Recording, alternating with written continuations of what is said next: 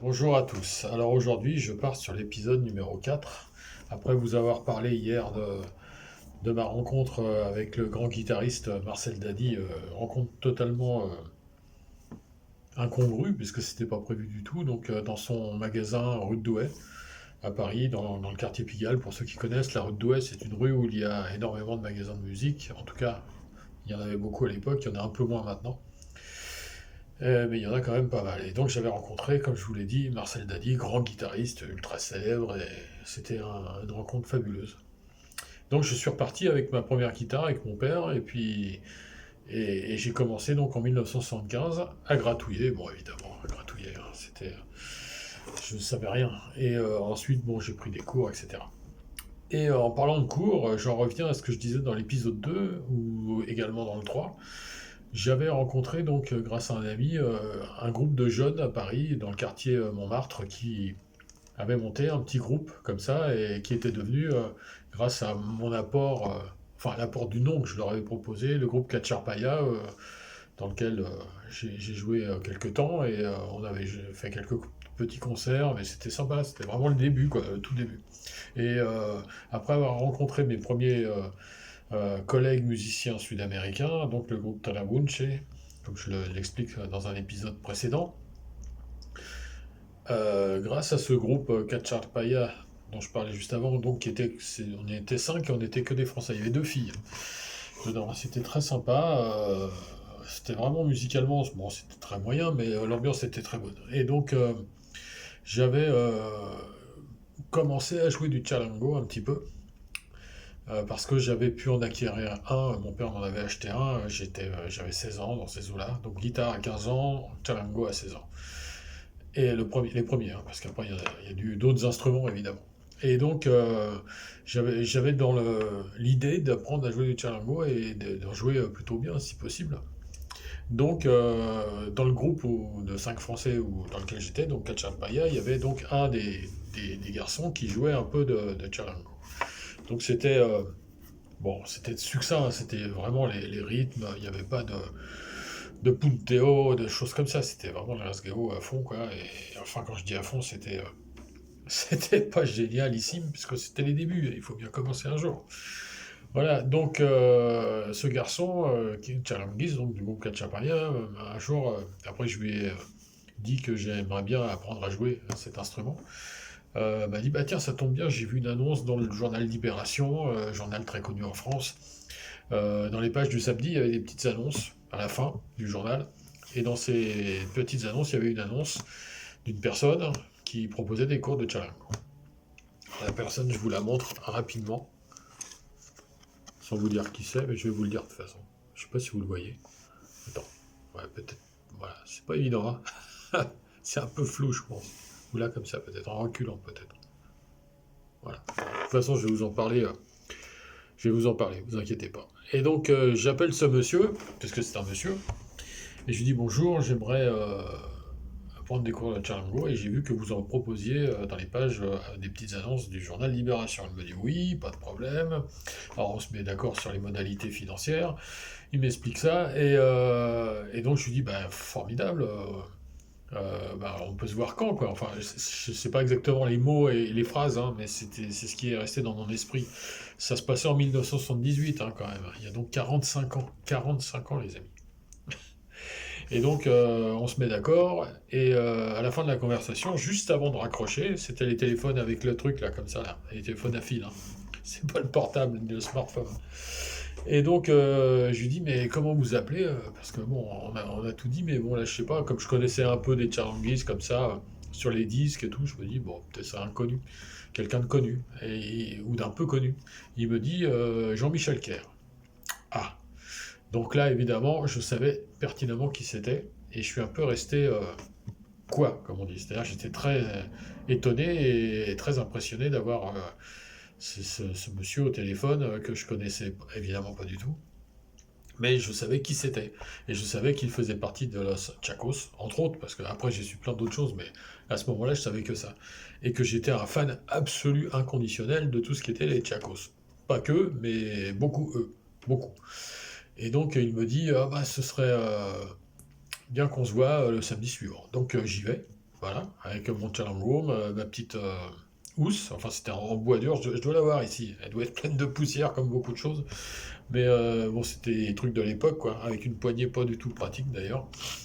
Et donc, peu importe, je vais à Paris, dans le 20e, passage d'Agordo, voilà, je monte à l'étage, tac tac tac, à la porte, il m'ouvre, et là j'ai devant moi Jean-Michel Kerr. Et franchement, moi j'avais 18 ans, hein, à peine.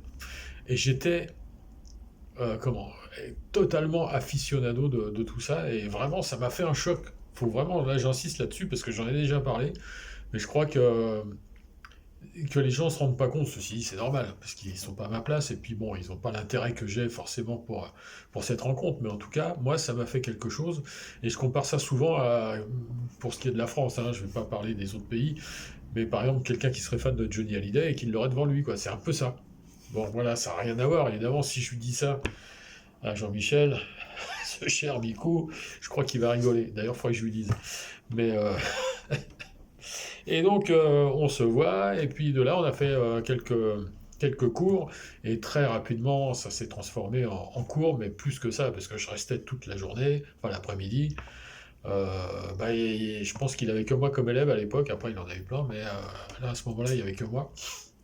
Donc on avait le temps, et puis surtout, il y a eu comme on dit, une sorte d'atome crochu entre nous, quoi. La preuve, puisqu'on est toujours amis, et même fraternellement amis, je dirais, là, en ce moment, en 2023. Donc, 1978-2023. 45 ans d'écart, pas de problème. Bon, bah voilà, donc, et je restais, et je mangeais avec lui et sa compagne. Et voilà, et puis on parlait de tout, il me racontait plein de trucs. D'ailleurs, il raconte toujours plein de trucs. Et d'ailleurs, bon, allez, je vais vous le dire, parce que j'ai fait teaser il y a quelques temps, mais bon, la personne dont je vous parlais, sans vous en parler, que j'allais pas interviewer, mais avec qui j'allais filmer des conversations, puisqu'on en a tout le temps, c'est lui, c'est Jean-Michel Kerr. Voilà.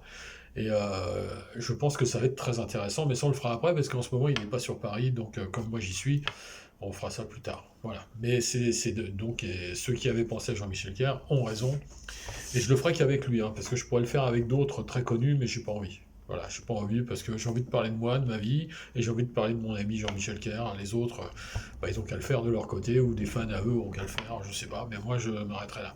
Voilà. Donc je continue pour ce qui est de Fred Delsol, et donc Fred Delsol, c'est moi.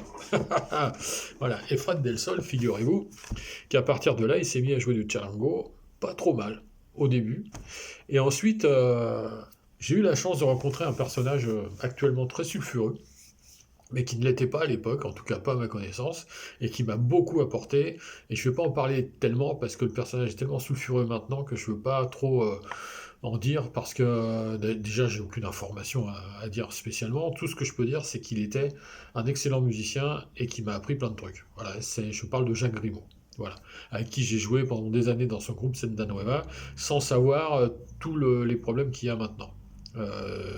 Dû à ce personnage qui s'est révélé extrêmement sulfureux, ce que j'ignorais totalement à l'époque, sinon je pense que j'aurais moins vu. Voilà, bon, donc je fais une parenthèse là-dessus, et, euh, et donc j'ai pris des cours avec Jean-Michel Kerr, et ensuite j'ai commencé à vraiment vouloir devenir professionnel. Parce qu'en fait, mon but, depuis toujours, ça a été de faire de la musique et d'en faire mon métier. Pas juste jouer comme ça, comme font beaucoup, et ils ont raison d'ailleurs. Parce que vu que c'est un métier très compliqué, il vaut mieux le faire tranquillement de son côté, comme on dit le dimanche ou quand on a le temps. Moi, j'ai décidé de le faire, d'en faire mon métier.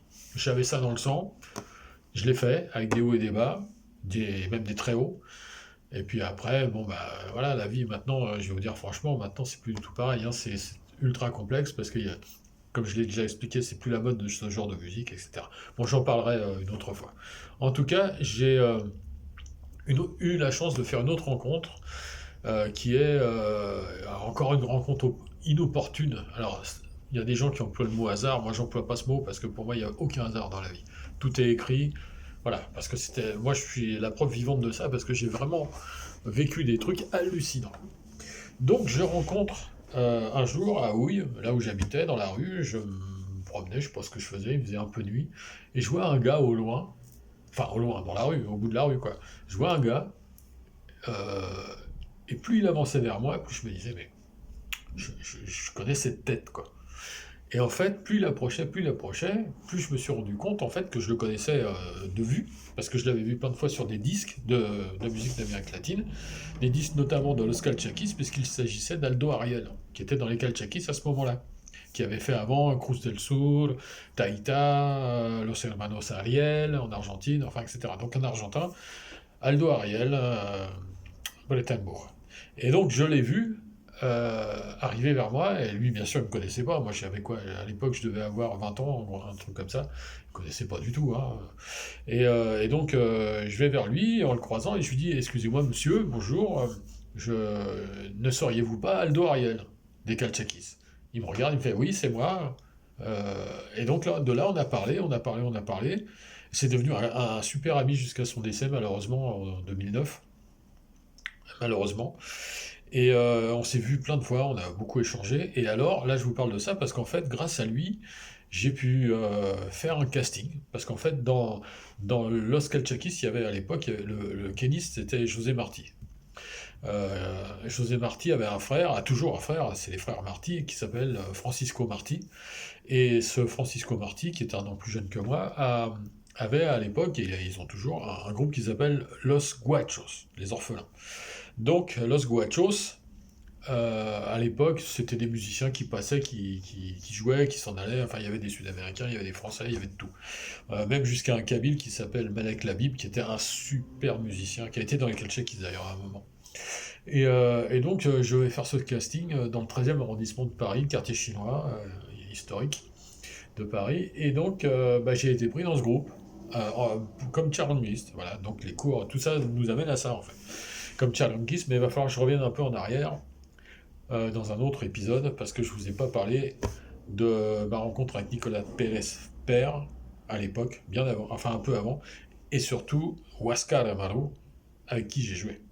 Mais ce sera pour un autre épisode, je pense assez prochain. Je vous souhaite une belle journée et merci d'écouter, merci pour vos commentaires, c'est toujours plaisant de pouvoir partager. À bientôt.